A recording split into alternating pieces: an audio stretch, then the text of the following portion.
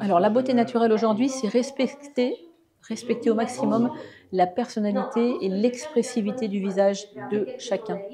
C'est-à-dire qu'un visage, ce n'est pas uniforme. Un visage, c'est ce qu'on a reçu comme héritage de nos parents, notre constitution génique, hein, tout ce qui vient de notre origine profonde. Et ça, il faut impérativement la garder. Et pour ça que la chirurgie esthétique, elle doit être la plus discrète possible. On doit travailler sur des petites déformations, sur des petits défauts au niveau, par exemple, des paupières un petit peu en excès. On va juste redessiner le naturel qui existait et on ne va pas tout modifier. Pour moi, la beauté naturelle, c'est ça, à condition qu'on n'ait pas une énorme déformation. C'est une demande très forte aujourd'hui? Oui, surtout en France.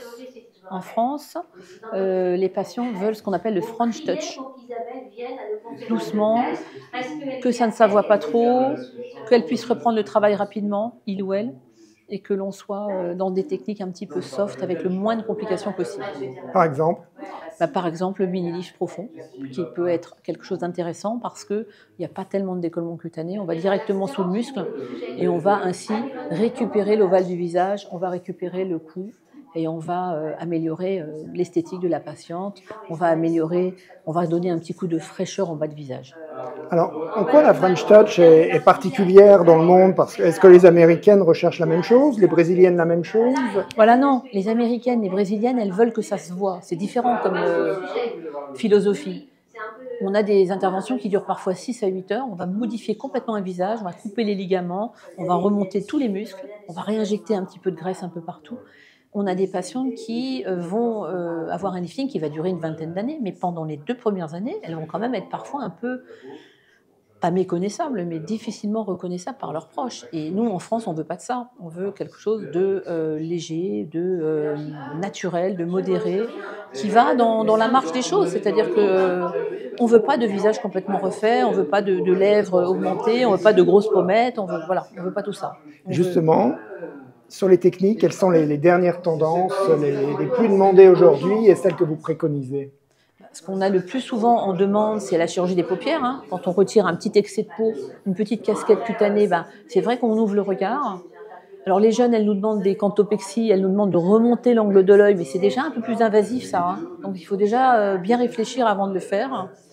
Et ensuite, pour les personnes qui vieillissent un petit peu, on a toutes les techniques de mini-lifting, profond ou pas profond, mais enfin on a toutes ces techniques qui nous permettent, avec des petites cicatrices dissimulées près des oreilles, d'obtenir une amélioration de l'ovale du visage, un traitement du double menton, qui est parfois, par une petite liposuction, ça suffit, et puis on obtient un résultat très naturel. Donc parmi les techniques, je dirais blépharoplastie, lifting, mini-lift, petite cantopexie. Alors là, on parle du visage, hein, je pense qu'on va pas parler du corps. Cantopexie, c'est quand on remonte le coin des yeux. Mais ça, c'est déjà un petit peu plus invasif. Il faut faire déjà, on est dans des techniques un peu plus fortes, un peu plus, qui changent un peu plus. Donc ça a des indications précises. Hein. Il y en a qui ont vraiment les yeux qui tombent, on peut le faire. Sinon, pour une personne qui est comme vous et moi, on n'a pas forcément besoin d'avoir une cantopexie. Si on enlève juste une petite casquette de peau, ça suffit largement. Hyaluronique et Botox, c'est fini? Non, c'est pas fini. Le Botox aura toujours des indications parce que y a des choses qui partent pas en chirurgie. Les rides autour de les rides du sourire, là, elles partent pas en chirurgie. L'acide hyaluronique est très important pour hydrater la peau. Donc, ce sont des techniques qui ont quand même de l'avenir, qui ont encore de l'avenir. Mais à partir d'un certain âge, c'est-à-dire à partir peut-être de 55, 60, il faut faire attention parce que ce sont des techniques, on est obligé d'en mettre de plus en plus. Donc vous gonflez les visages, vous faites de plus en plus de radiofréquences, donc vous avez plein de fibroses qui se créent à l'intérieur. Il y a un moment, il faut passer sur la partie chirurgicale.